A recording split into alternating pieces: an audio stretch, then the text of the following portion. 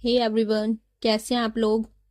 मैं सृष्टि स्वागत करती हूं आपका अपने यूट्यूब चैनल एजुटेल जंक्शन में। तो आज का फर्स्ट क्वेश्चन है, निम्नलिखित में से कौन सा भारत का एक पूरा पाषाण स्थल नहीं है। ऑप्शन ए भीमबेटका गुफा, ऑप्शन बी हुंसगी गुफा, ऑप्शन सी कुन्नूर गुफा या ऑप्शन डी बराबर गुफा। तो इसका सही आंसर होगा ऑप्शन नंबर डी बराबर गुफा। बराबर गुफा बिहार के गया जिले में स्थित है। इस गुफा का निर्माण चट्टानों को काटकर किया गया है। इनका संबंध मौर्य काल से है, जबकि भीमबेटका, हुंसगी तथा कुन्नूर गुफा का संबंध पुरा पाषाण काल से है। क्वेश्चन नंबर 2 है, निम्नलिखित में से किस मध्य पाषाणिक स्थल से पशुपालन के साक्ष्य उपलब्ध हुए हैं। Option number A Lekhiya, option B Birbhanpur, option C Sarai Nahar Rai, option D Bagor. तो इसका सही जवाब होगा option number D Bagor. Rajasthan के मध्य पाषाण स्थल बागोर से पशुपालन के साक्ष्य मिले हैं। मध्य प्रदेश के आदमगढ़ से भी पशुपालन के प्राचीनतम साक्ष्य मिले हैं। सराय नाहर में केवल मध्य पाषाणिक जीवन के साक्ष्य मिले हैं, पशुपालन के नहीं। अब हम आते हैं क्वेश्चन नंबर 3 पर। मृत्यात्र रहित नवपाषाणिक स्तर प्रकाश में आया। ऑप्शन नंबर ए चिरोंद से, ऑप्शन नंबर बी कोल्डी हवा से, ऑप्शन नंबर सी संगनकल्लू से या ऑप्शन नंबर डी गुफकराल से। तो इसका सही आंसर होगा ऑप्शन नंबर डी गुफकराल से। मृत्यात्र रहित नवपाषाणिक स्तर गुफकराल से प्रकाश में आया है। चिरांद बिहार प्रांत से प्रचुर मात्रा में हड्डी के उपकरण प्राप्त हुए हैं, जो मुख्य रूप से हिरण के सींगों के हैं। तो चलिए अब क्वेश्चन नंबर 4 की तरफ। भारत के पुरातात्विक सर्वेक्षण के हालिया उत्खनन में उत्तर प्रदेश के किस स्थान पर 2000 BCE की समाधियां खोजी गई हैं। Option number A Sanauli, option number B Hastinapur, option number C Basti या ऑप्शन नंबर डी डुमरियागंज। तो इसका सही जवाब होगा option number A Sanauli. Bharat के पुरातात्विक सर्वेक्षण के हालिया उत्खनन में उत्तर प्रदेश के सनौली नामक स्थान पर 2000 BCE की समाधियां खोजी गई हैं। सनौली पश्चिमी उत्तर प्रदेश के बागपत जिले में स्थित है। यह स्थल अपने कांस्य युग के ठोस रथों के लिए प्रसिद्ध है। अब चलते हैं क्वेश्चन नंबर 5 की तरफ। निम्नलिखित में से पहला कौन सा स्थान था जहां सिंधु घाटी की सभ्यता खोजी गई थी। ऑप्शन नंबर ए अमरी, ऑप्शन बी कोटदीजी या ऑप्शन नंबर सी हड़प्पा या ऑप्शन नंबर डी मोहनजोदड़ो। तो इसका सही जवाब होगा option number C Harappa. Sindhu घाटी सभ्यता 2500 से लेके 1750 ईसा पूर्व तक थी। विश्व की प्राचीन नदी घाटी सभ्यताओं में से एक प्रमुख सभ्यता थी। ये हड़प्पा सभ्यता और सैंधव सभ्यता के नाम से प्रचलित थी। इसका विकास सिंधु नदी के किनारे हुआ था। मोहनजोदड़ो, कालीबंगा, लोथल, धौलावीरा, राखीगढ़ी और हड़प्पा इसके प्रमुख केंद्र हैं। इनमें से हड़प्पा सिंधु घाटी सभ्यता का प्रथम स्थान था, जहां से सैंधव सभ्यता के संबंध में प्रथम जानकारी प्राप्त हुई है। ये पाकिस्तान के पंजाब प्रांत के मांटगोमरी जिले में रावी नदी के तट पर स्थित है। इसकी खोज सन 1921 में राय बहादुर दयाराम साहनी ने की थी। अब तक भारतीय उपमहाद्वीप में लगभग 1000 हड़प्पाकालीन बस्तियां खोजी गई हैं। क्वेश्चन नंबर 6 है, निम्नलिखित सिंधु सभ्यता स्थलों में से महान स्नानागार डैश में पाया गया है। Option number A Harappa, option number B Mohenjodaro, option C Kalibanga या ऑप्शन नंबर डी धौलावीरा। ध्यान से देखिए, सारे के सारे प्रीवियस ईयर क्वेश्चंस हैं। तो इसका सही जवाब होगा option number B Mohenjodaro. Sindhu घाटी सभ्यता विश्व की प्राचीन नदी घाटी सभ्यताओं में से एक थी। इसे हड़प्पा सभ्यता के नाम से भी जाना जाता है। मोहनजोदड़ो, कालीबंगन, लोथल, धौलावीरा, राखीगढ़ी और हड़प्पा इसके प्रमुख स्थल हैं। मोहनजोदड़ो से प्राप्त विशाल स्नानागार संभवतः सैंधव सभ्यता की सबसे बड़ी इमारत है?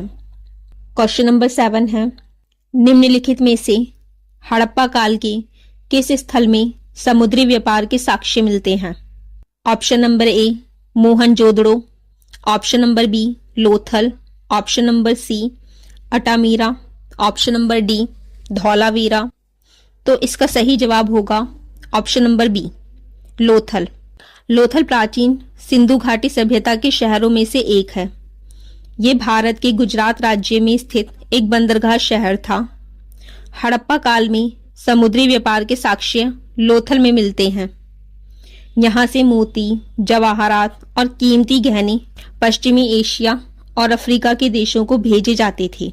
लोथल की खोज 1954 ईस्वी में डॉक्टर शिकारीपुरा रंगनाथ राव ने की थी। यह स्थल भोगवा नदी के किनारे स्थित था। क्वेश्चन नंबर 8 है, सिंधु सभ्यता का प्राचीन बंदरगाह कौन सा था? Option number A Harappa, option number B Lothal, option number C Dholavira या ऑप्शन नंबर डी सुरकोटदा। तो इसका सही जवाब होगा option number B Lothal. Lothal Sindhu सभ्यता का प्राचीन व मुख्य बंदरगाह शहर था। ये नगर गुजरात के अहमदाबाद जिले में भोगवा नदी के तट पर स्थित था। इस स्थल की खोज डॉक्टर एम.एस. राव ने सन 1954 में की थी। ये पश्चिमी एशिया से व्यापार करने का प्रमुख बंदरगाह था। क्वेश्चन नंबर 9 है, हड़प्पा स्थल डैश नदी के तट पर स्थित है? Option number A Saraswati, option number B Sindhu, option number C Vyas या ऑप्शन नंबर डी रावी। तो इसका सही जवाब है option number D Ravi. Harappa Pakistan में मोंटगोमरी जिले में रावी नदी के बाएं तट पर स्थित है। इस स्थल की खोज 1921 में दयाराम साहनी एवं माधो स्वरूप वत्स ने की थी। इस स्थल से 12 कक्षों वाला अन्नागार, अनाज कूटने के 18 वृत्ताकार चबूतरे तथा श्रमिक आवास के साक्ष्य मिले हैं। क्वेश्चन नंबर 10 है, हड़प्पा वासी किस प्रकार की प्राचीन लिपि का उपयोग करते थे? ऑप्शन नंबर ए चित्रलिपि, ऑप्शन नंबर बी रेखीय, ऑप्शन नंबर सी सांकेतिक या ऑप्शन नंबर डी प्रतीकात्मक। तो इसका सही जवाब होगा ऑप्शन नंबर ए चित्रलिपि।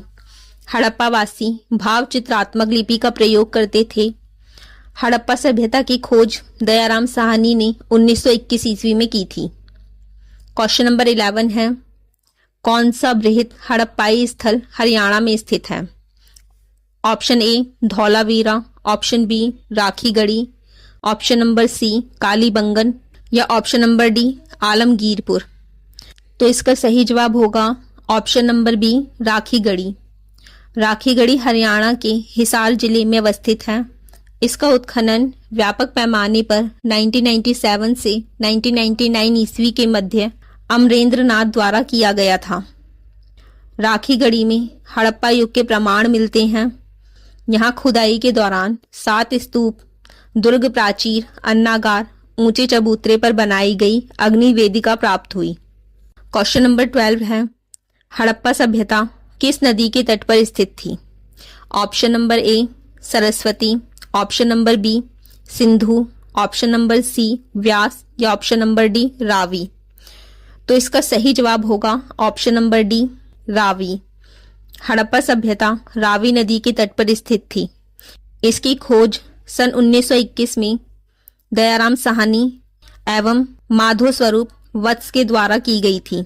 सिंधु सभ्यता की मुख्य फसल जौ और गेहूं थी। यह एक नगरीय सभ्यता थी। वर्तमान में हड़प्पा सभ्यता की स्थिति पाकिस्तान के मोंटगोमरी जिले में स्थित है। क्वेश्चन नंबर 13 है, भारतीय का नाम जो मोहनजोदड़ो की खोज के साथ जुड़ा है? Option number A R C. Banerjee, option number B R D. Chatterjee, option number C W C. Banerjee या option number D S N. Banerjee. तो इसका सही आंसर होगा option number A R D. Banerjee. Question number 14 है, हड़प्पा संस्कृति की उत्तरी सीमा का निर्धारण करता है? Option number A Rakhigarhi, option number B Manda, option number C Ropar या ऑप्शन नंबर डी हड़प्पा। तो इसका सही जवाब होगा ऑप्शन नंबर बी, मांडा। हड़प्पा संस्कृति की उत्तरी सीमा पर मांडा नामक हड़प्पीय स्थल स्थित है।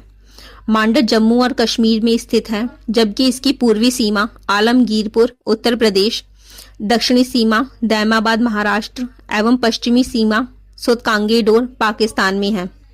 क्वेश्चन नंबर 15 है, सिंधु घाटी सभ्यता की विकसित अवस्था में निम्नलिखित में से किस स्थल में घरों में कुओं के अवशेष मिले हैं? Option number A, Harappa, option number B, Kalibanga, option number C, Lothal या ऑप्शन नंबर डी, मोहनजोदड़ो। तो इसका सही जवाब होगा option number D, Mohenjodaro. Sindhu सभ्यता की विकसित अवस्था में मोहनजोदड़ो से घरों में कुओं के अवशेष मिले हैं। मोहनजोदड़ो में सामान्यतः प्रत्येक मकान में कुआं होता था। हड़प्पा में 6 कुएं पाए गए, जबकि चन्हूदड़ो में 2 कुएं ही थे। सैंधव नगरों में स्थापत्य में पक्की ईंटों का प्रयोग हुआ है। इन ईंटों की लंबाई, चौड़ाई, मोटाई का अनुपात क्रमशः 4:2:1 के अनुपात में मिला है। हड़प्पा के विकसित नगरों में मोहनजोदड़ो की खोज 1921 से 1922 ईस्वी में राखलदास बनर्जी द्वारा की गई। क्वेश्चन नंबर 16 है, 1950 से 1953 में कालीबंगा के उत्खनन कार्य में जिस पुरातत्ववेत्ता का प्रमुख योगदान रहा वह है option number A, Dayaram Sahni, option number B, John Marshall, option number C, doctor Nilkanth Shastri या option number D, Amalananda Ghosh. तो इसका सही जवाब होगा option number D, Amalananda Ghosh. Kalibangan उत्तर पश्चिम में स्थित राजस्थान के हनुमानगढ़ जिले का एक प्रागैतिहासिक स्थल है। घग्गर नदी के तट पर स्थित इस प्राचीन स्थल की खुदाई 1960 से 69 के बीच पुरातात्विकविद बीके थापड़ और बीबी लाल द्वारा कराई गई, जबकि स्थल की खोज 1952 में अमलानंद घोष ने की थी। क्वेश्चन नंबर 17 है, कौन सा वेद मुख्यतः लयबद्ध प्रारूप या छंद से मिलकर संगीतात्मक रचना के रूप में बनाया गया है? Option number A, Yajurveda, option number B, Samaveda या ऑप्शन नंबर सी, अथर्ववेद या फिर ऑप्शन नंबर डी, ऋग्वेद। तो इसका सही जवाब होगा ऑप्शन नंबर बी, सामवेद। साम का अर्थ है संगीत या गान। सामवेद को भारतीय संगीत का मूल कहा जाता है। इसमें यज्ञों के अवसर पर गाए जाने वाले मंत्रों का संग्रह है। सामवेद में कुल 1875 ऋचाएं हैं। इसके पाठकर्ता को उद्गाता कहा जाता है।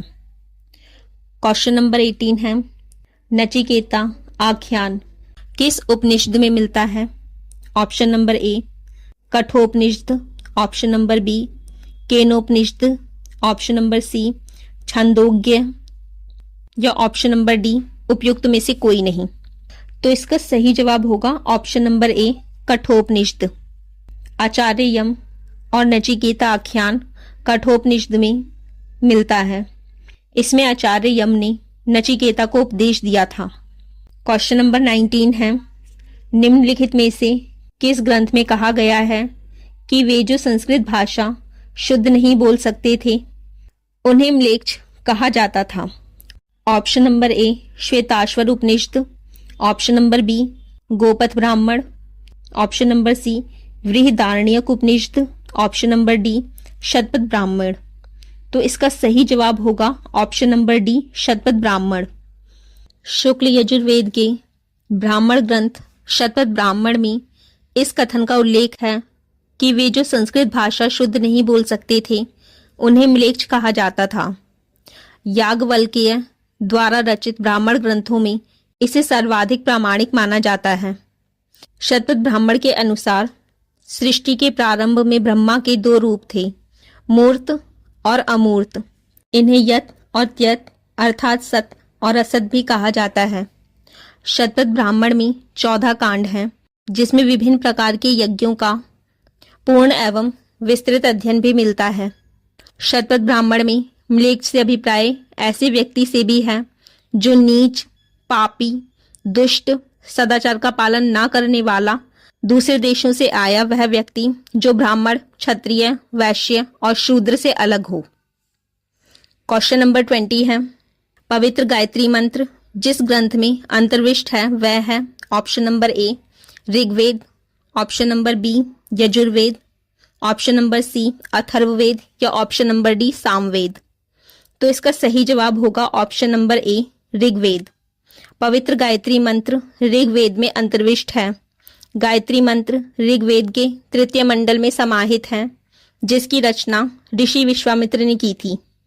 क्वेश्चन नंबर 21 है, निम्न में से किस वैदिक साहित्य में मोक्ष की चर्चा मिलती है? Option number A Rigveda, option number B परवर्ती संहिताएं, ऑप्शन नंबर सी ब्राह्मण वेद या ऑप्शन नंबर डी उपनिषद। तो इसका सही जवाब होगा ऑप्शन नंबर डी उपनिषद। उपनिषद में मोक्ष की चर्चा मिलती है। ऋग्वेद सबसे प्राचीन वेद है, वेदों में मोक्ष की चर्चा नहीं की गई है। क्वेश्चन नंबर 22 है, ऋग्वेद में कितने सूक्त हैं? ये तो सबसे आसान है। Option number A 1017, option number B 1035, option number C 1040 या ऑप्शन नंबर डी 1055। मैं आपको बता दूं कि इसके ऑप्शंस जो हैं वो गलत दे रखे हैं। इसका सही आंसर होगा 1028। ऋग्वेद सनातन धर्म का सबसे आरंभिक स्रोत है।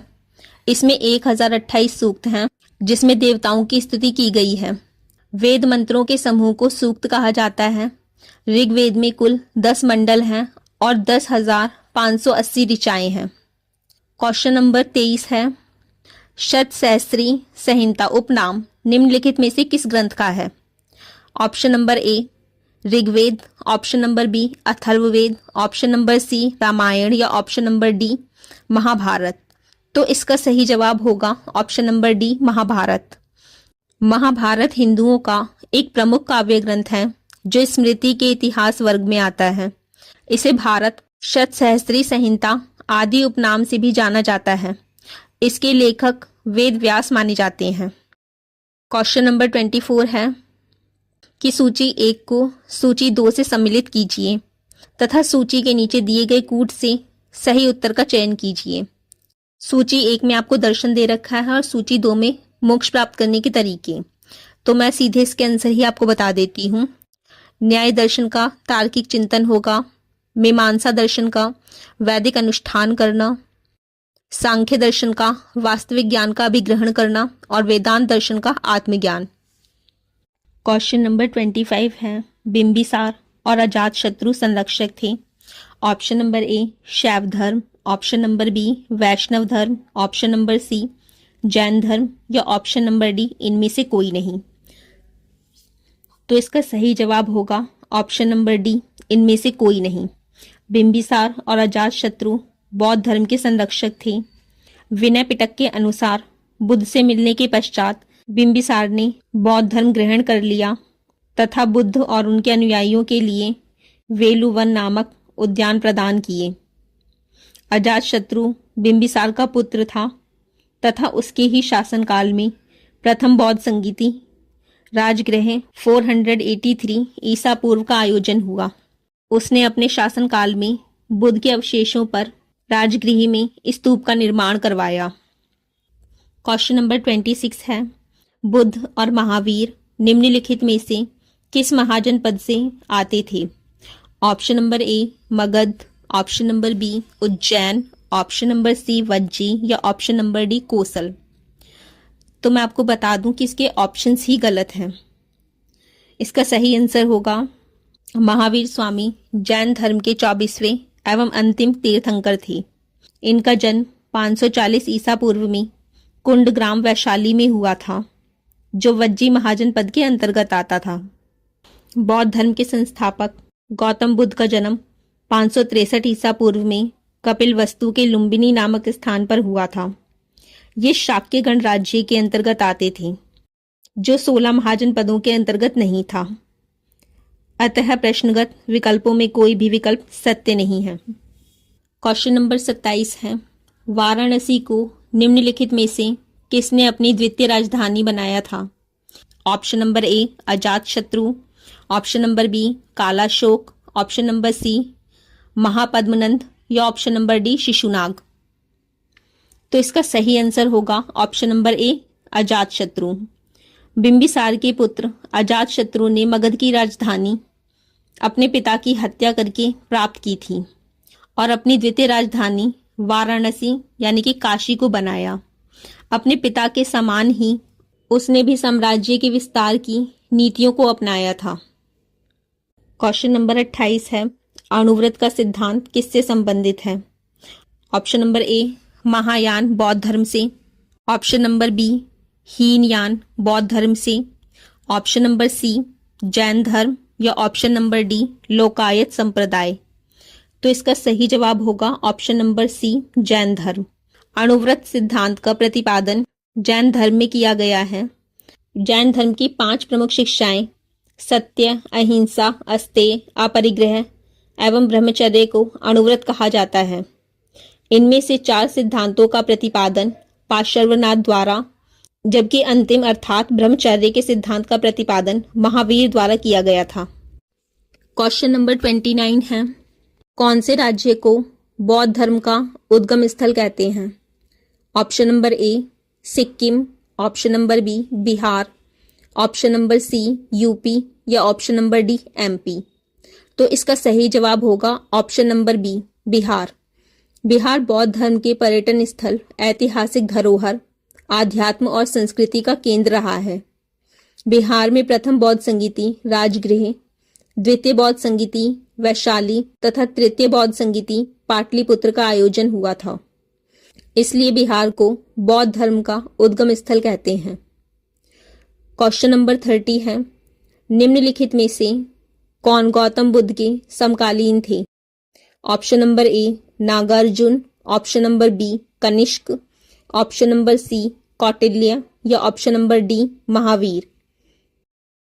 तो इसका सही जवाब होगा option number D Mahavir. Mahavir Gautam Buddha के समकालीन थे। महावीर जैन धर्म के 24वें तीर्थंकर थे, जिन्होंने 6ठी शताब्दी ईसा पूर्व के जैन आंदोलन का प्रवर्तन किया। नागार्जुन कनिष्क के दरबार के महान विभूति थे तथा उनकी तुलना मार्टिन लूथर से की जाती है।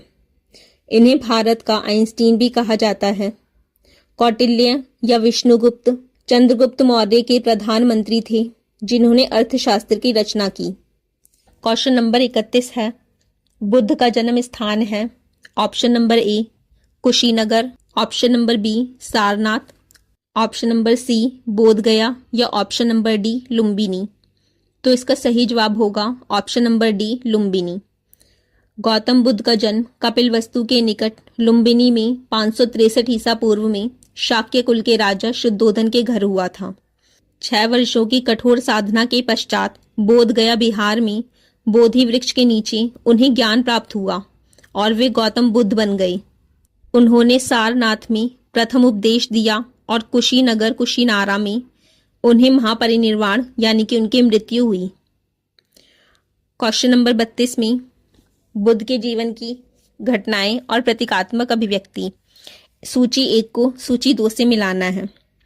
जन्म के सामने दे रखा है बोधि वृक्ष, संबोधि के सामने दे रखा है चक्र और प्रथम उपदेश के सामने दे रखा है गज और परिनिर्वाण के सामने दे रखा है स्तूप। तो इसकी सही मिलान होगी, जन्म का प्रतीक था गज और संबोधि का प्रतीक है बोधि वृक्ष। देखिए बोधि बोधि आ रहा है तो ऐसे याद कर सकते हैं। प्रथम उपदेश को मिलाएंगे चक्र से और परिनिर्वाण को मिलाएंगे स्तूप से। अब आते हैं क्वेश्चन नंबर 33 की तरफ। क्वेश्चन नंबर 33 है, जेतवन विहार मोनेस्ट्री स्थित था। ऑप्शन नंबर ए श्रावस्ती में, ऑप्शन नंबर बी वैशाली में, ऑप्शन नंबर सी राजगृह में या ऑप्शन नंबर डी कौशाम्बी में। तो इसका सही जवाब होगा ऑप्शन नंबर ए श्रावस्ती में। जेतवन विहार श्रावस्ती में स्थित था। बौद्ध ग्रंथों के अनुसार इसी विहार में भगवान बुद्ध द्वारा धर्म सभा मंडप में सत्य और अहिंसा समेत अपने समस्त उपदेशों का अधिकांश भाग दिया गया था। श्रावस्ती के अनाथ पिंडक ने महात्मा बुद्ध के श्रावस्ती आगमन पर उनके रहने के लिए राजकुमार जेत से इस विहार को खरीदा था। क्वेश्चन नंबर 34 है, गौतम बुद्ध ने सर्वप्रथम किस स्थान पर अपना उपदेश दिया? Option number A Vaishali, option number B Bodhgaya, option number C Rajagriha या ऑप्शन नंबर डी सारनाथ। तो इसका सही जवाब होगा ऑप्शन नंबर डी सारनाथ। ज्ञान प्राप्ति के बाद बुद्ध सारनाथ आए। यहाँ पर उन्होंने 5 ब्राह्मण सन्यासी को अपना प्रथम उपदेश दिया, जिसे बौद्ध ग्रंथों में धर्मचक्र प्रवर्तन के नाम से जाना जाता है। क्वेश्चन नंबर 35 है, गौतम बुद्ध ने अपना प्रथम प्रवचन दिया। ऑप्शन ए वैशाली में, ऑप्शन बी बोध गया में, ऑप्शन सी राजगृह में या ऑप्शन नंबर डी सारनाथ में। तो इसका सही जवाब होगा ऑप्शन नंबर डी सारनाथ में। गौतम बुद्ध का जन्म 563 ईसा पूर्व में कपिलवस्तु के समीप लुम्बिनी वन में हुआ था। ये शाक्य कुल के राजा के पुत्र थे।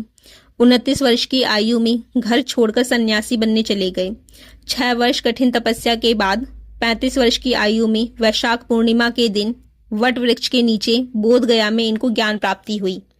तत्पश्चात वहां से सारनाथ गए और वहां अपना पहला उपदेश, जिसे धर्म चक्र प्रवर्तन की संज्ञा दी गई।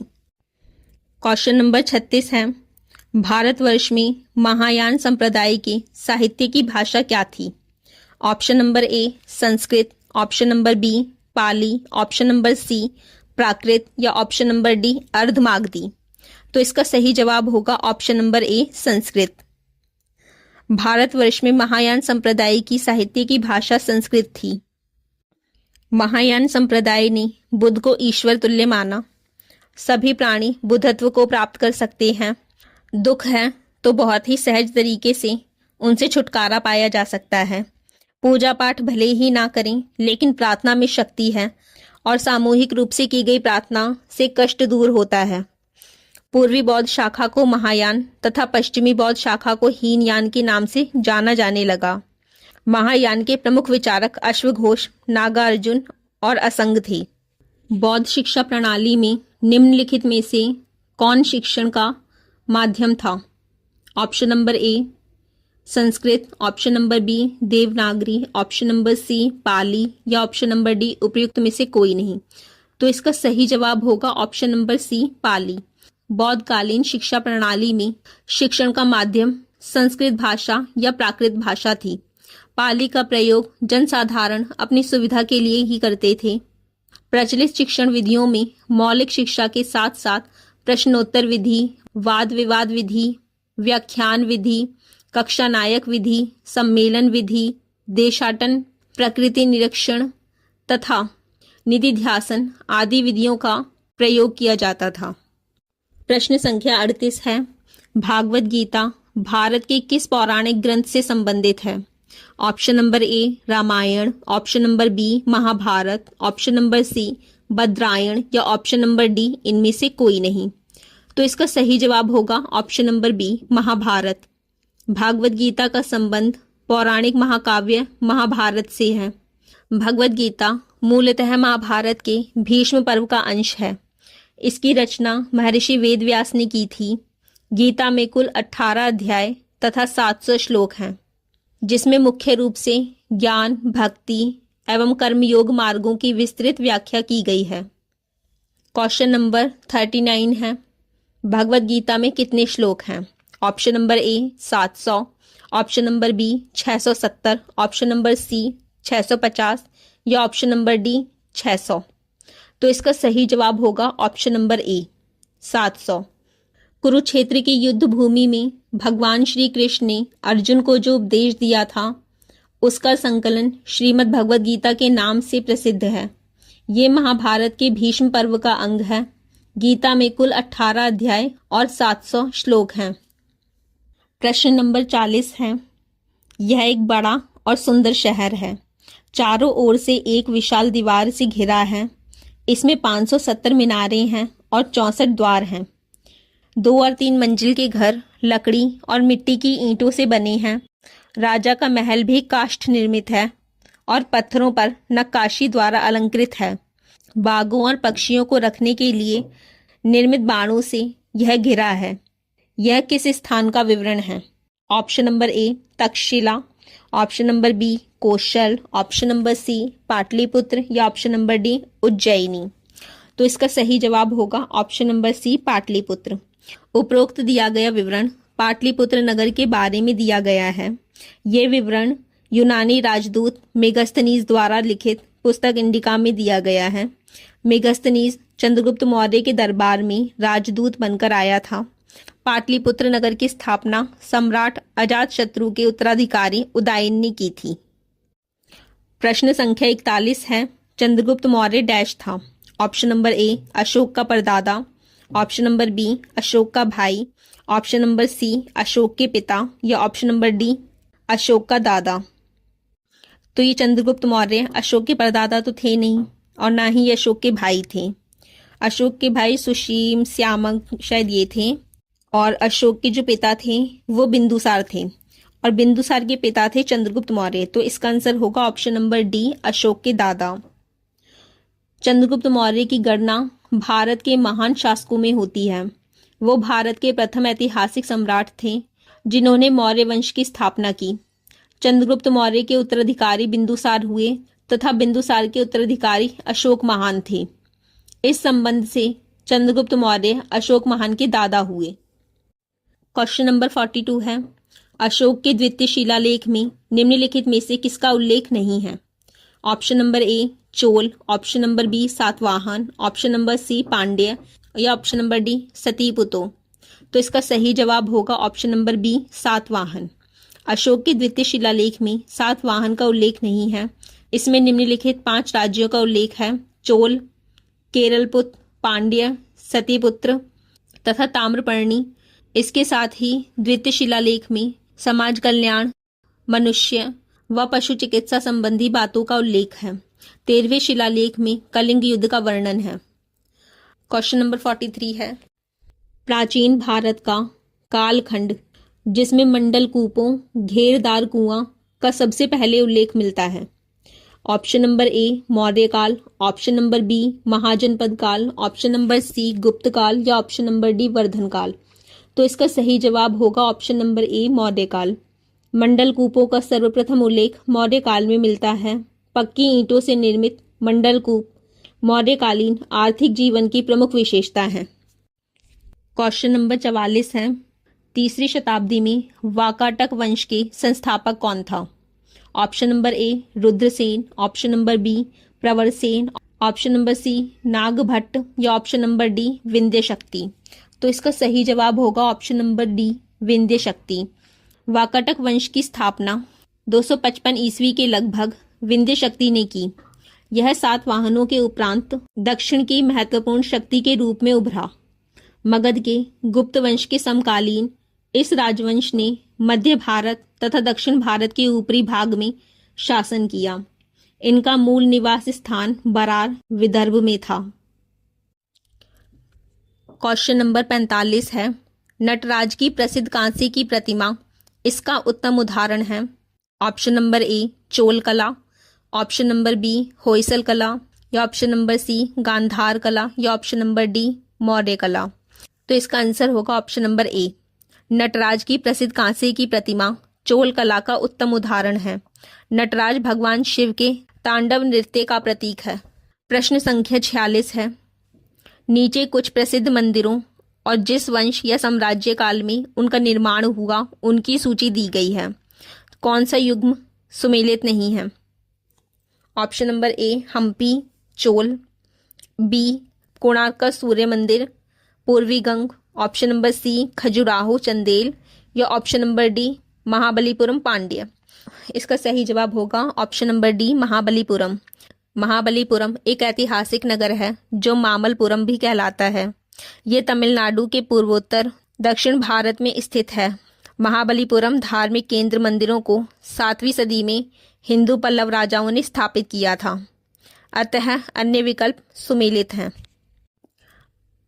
प्रश्न संख्या 47 है, राजा रानी द्वारा शासित देशों को उनकी राजधानी साथ सुमेलित करें। पहला राज्य दे रखे हैं, फिर राजधानी दे रखी है। सूची 1 में राज्य है और सूची बी में राजधानी है। तो पल्लव के सामने बादामी लिखा हुआ है, चालुक्य के सामने मदुरई राजधानी लिखा हुआ है, तीसरे में पांड्य को कांची लिखा हुआ है, और चौथा कदम डी वैजंती। तो इसका सही जवाब मैं सीधे आंसर ही आपको बता देती हूँ। पल्लव की राजधानी कांची थी, चालुक्य की बादामी, पांड्य मदुरई और कदम वैजंती। क्वेश्चन नंबर 48 है, चोल काल में निर्मित नटराज की मूर्ति में भगवान के कितने हाथ दिखते हैं? ऑप्शन नंबर ए 8 हाथ, ऑप्शन नंबर बी 6 हाथ, ऑप्शन नंबर सी 4 हाथ या ऑप्शन नंबर डी 2 हाथ।